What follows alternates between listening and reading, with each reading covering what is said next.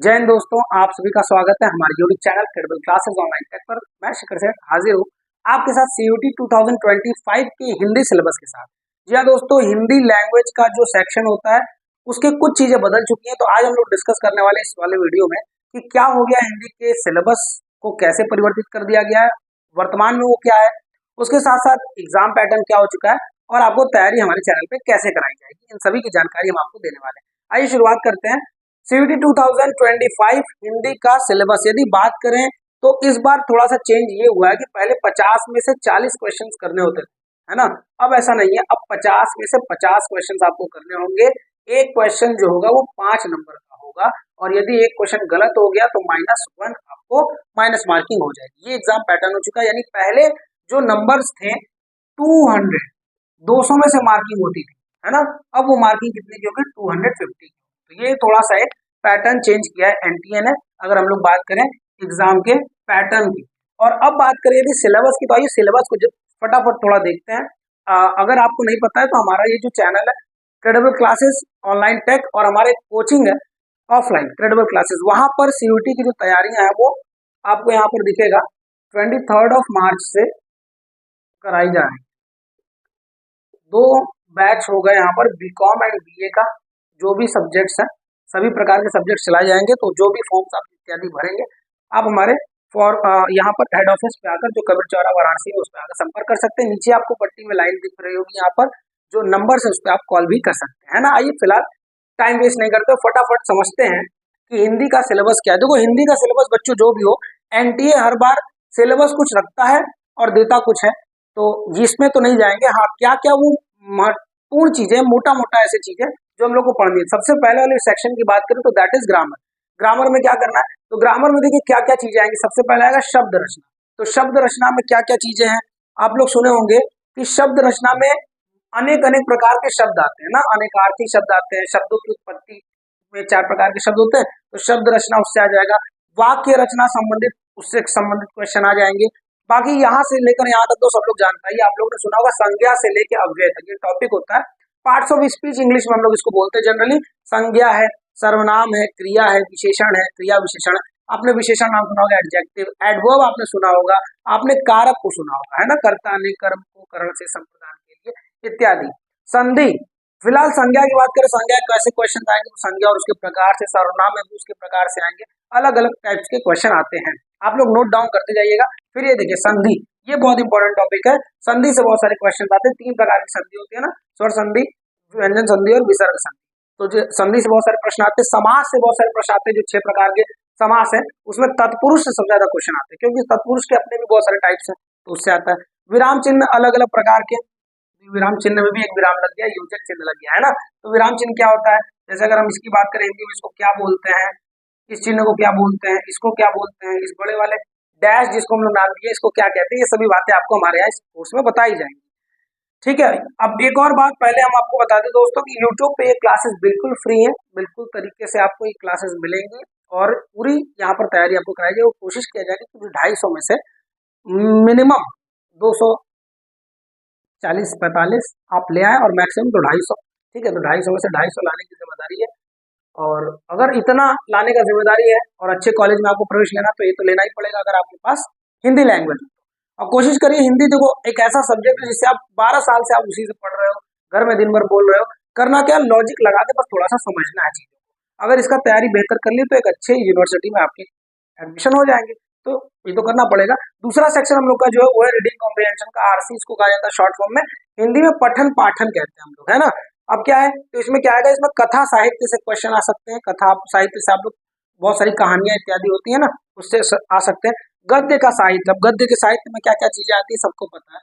गद्य में क्या क्या आ सकता है, गद्य में गद्यांश में आपको अगर बोला जाए तो कहानी मिल जाता है, उपन्यास मिल जाता है, निबंध मिल जाता है, ये सब चीजें।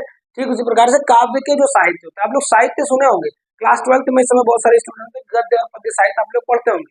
गद्य का मतलब हम लोग आप लोग सुने होंगे पद्य में, पद्य की बात करें अगर काव्य की, तो जैसे आदिकाल, भक्ति काल, है ना, आबरा गडाबरा, ये वाला सिस्टम। तो अच्छा, ये आबरा डाबरा क्या है, ABR है। तो आदिकाल, भक्ति काल, रीति काल और आधुनिक काल, है ना। तो इसको बोला जाता है किसमें, काव्य साहित्य में।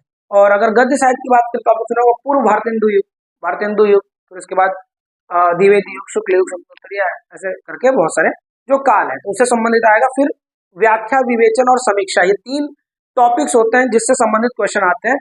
व्याख्या से संबंधित क्वेश्चन आएगा, मतलब एक पैराग्राफ दे दिया, व्याख्या करिए, विवेचन कीजिए और थोड़ी सी उसकी अध्ययन करके समीक्षा भी कीजिए। अब अगले टॉपिक की यदि बात की जाए तो आइए देखते हैं। अगला टॉपिक देखिए शब्द विचार। अब शब्द विचार से क्या संबंधित क्वेश्चन आएंगे, तो उसमें देखिए उपसर्ग और प्रत्यय आप लोगों ने पढ़ा होगा क्लास 12 में हिंदी में। उपसर्ग और प्रत्यय हालांकि सामान्य हिंदी वालों का नहीं होगा, लेकिन फिर भी उपसर्ग प्रत्यय आप लोग 10 में ही पढ़े होंगे।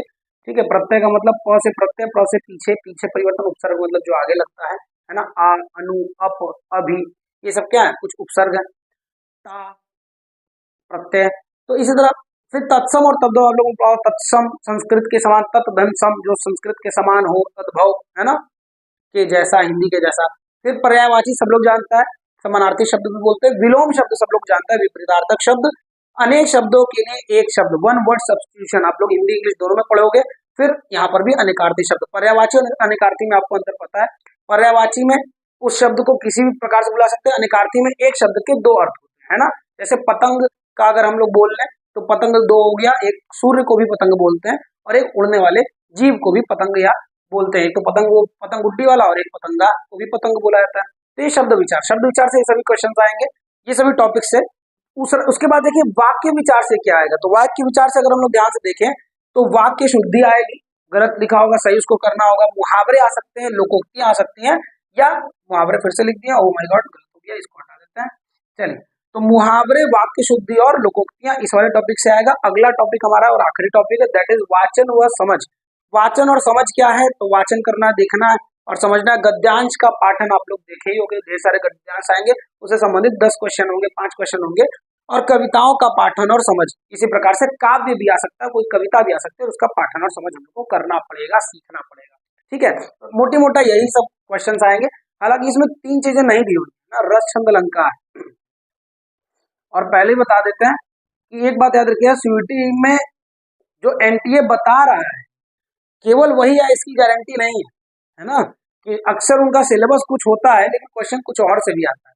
तो हम लोग पूरे हिंदी के सेक्शंस को कवर करेंगे। यहाँ हमने जो भी कुछ आपको बताया, अगर कुछ छूट भी रहा होगा तो आप बिल्कुल भी टेंशन नहीं लीजिएगा कि अरे ये वाला चीज तो अभी आपने नहीं बताया। जहां तक हम लोगों को लगता है मिला जुलाकर जो भी चीजें हैं हिंदी ग्रामर से, मतलब हिंदी के सेक्शन से यही चीजें आने वाली है। अगर कुछ छूट गया तो वो पढ़ाने के प्रोसेस में वो उसमें आ जाएगा, उसमें बिल्कुल आप टेंशन मत लीजिएगा। हालांकि कोई टॉपिक अब ऐसा रह नहीं गया जो छूटेगा। और फिर से बता देते हैं, इस बार जो पेपर है वो 250 नंबर का है, याद रखेंगे। 50 क्वेश्चन है, एक क्वेश्चन 5 नंबर का, 5 पंजे 25, यानी टोटल 250। 250 में से 250 लाने के लिए अभी से आपको लगना पड़ेगा। अभी से इन द सेंस का क्या मतलब है कि पहले अगर 12th कर रहे हो तो आप लोग दे लो, जो लोग नहीं कर रहे, 1 साल गैप किए वो अभी से वीडियो देखना शुरू कर दो। वीडियो कब से आएगी सर, तो ध्यान रखिएगा, वीडियो 1 मार्च से प्रतिदिन आएगी। मिस्टर 1 मार्च से वीडियो लगातार आएगी, ध्यान रखेंगे आप लोग, 1 मार्च। ठीक है, channel name credible classes online tech. अगर ऑफलाइन बैच आपको पढ़ना है तो 23 मार्च से शुरू हो रहा है, ऑब्वियसली बोर्ड के बाद ही शुरू होगा। और यूपी बोर्ड जो है वो 12 लगभग 23 मार्च, 14 मार्च 12 मार्च तक सब लोग खाली हो जा रहा है। फिर 23 मार्च से एक थोड़ा सा गैप के बाद, क्योंकि इतना 12th का भी टेंशन होता है, 1 हफ्ते 10 दिन आराम कर लें और फिर उसके बाद हम लोग शुरू करें, है ना। आप लोग भी आराम कर लें, बिल्कुल। तो 23 तारीख से शुरू किया जाएगा फिलहाल, लेकिन यूट्यूब पर 1 मार्च से वीडियोज आना शुरू हो जाएंगे। आप लोग बने रहिएगा यूट्यूब पर। जो भी आपके फ्रेंड्स हैं उनको इस वीडियो को शेयर कीजिए, और अभी चैनल पे नए हो तो हमारे चैनल को सब्सक्राइब कर लो, बिकॉज हिंदी सीयूटी 2025 में वादा है कि आप कहीं से पिछड़ोगे नहीं। अगर इस चैनल से जुड़े हो तो आप 250 में से 250 लाने के पूरे हकदार हो। बस ध्यान से बहुत ही अच्छे से पेपर को करने की तैयारी, ठीक है। और रेगुलरली हम लोग को पढ़ना है। कोशिश कीजिए इस वीडियो को उन सभी लोग तक पहुंचाइए जो लोग यहाँ पर हिंदी लेने वाले हैं, किसमें, अपने लैंग्वेज। तो अगर लैंग्वेज में लेने वाले भैया, और बाकी और बात की सर ऑफलाइन बैच में हमारा बीए है, मेरा बीकॉम है, मेरी कोर्स फीस क्या होगी, इत्यादि इत्यादि। तो नीचे जो आपको नंबर्स दिख रहे हैं, मोबाइल नंबर्स, उस पर आप कॉल कीजिए, आपको पूरी जानकारी आपको दी जाएगी। 8318252530, इस पर भी कॉल आप कर सकते हैं, ठीक है। अभी एक बेसिक नंबर बताएं, नीचे 3-4 नंबर चल रहा है, आप किसी पे भी करिए, जानकारी आपको सबको मिल जाएगी। बीए और बीकॉम दो चीजें चल रही हैं, ध्यान रखेंगे। बीए और बीकॉम, क्या सर यूट्यूब पर भी और सभी क्लासेस चलेंगी, वो प्लान किया जाएगा। फिलहाल ये चैनल पे हम लोग हिंदी को कोशिश करेंगे पूरा तरीके से कंप्लीट करें, कोशिश करेंगे पूरा कंप्लीट कराना ही है। बाकी चैनल वो जो सब्जेक्ट्स हैं उनके लिए हम लोग कोशिश करेंगे, है ना। हो सकता है इकोनॉमिक्स और अकाउंटेंसी का भी चल जाए बीकॉम वालों के लिए, और बीए वालों के लिए हो सकता है कि पॉलिटी का चल जाए, पॉलिटी का चल जाए, समाजशास्त्र का चल जाए, ये सभी चीजें चल जाए। बाकी हिंदी तो परफेक्ट चलेगा। 1 मार्च से सभी लोग रेडी रहिए। All the best for your boards. 25 तारीख से 24 मार्च को आपका फरवरी को आपका पहला पेपर है, उसके लिए ऑल द बेस्ट। और अपने सभी दोस्तों को इस वीडियो को शेयर करें। चलिए मिलते हैं हम लोग अपने अगले वीडियो में। 1 मार्च हम लोग मिलेंगे और एनर्जी के साथ पूरे हम लोग पढ़ेंगे और सिलेबस को कंप्लीट करेंगे और अच्छे कॉलेज में एंट्री भी लेंगे। चलिए, थैंक यू सो मच। मिलते हैं अपने अगले वीडियो में। तब तक के लिए जय हिंद, जय भारत।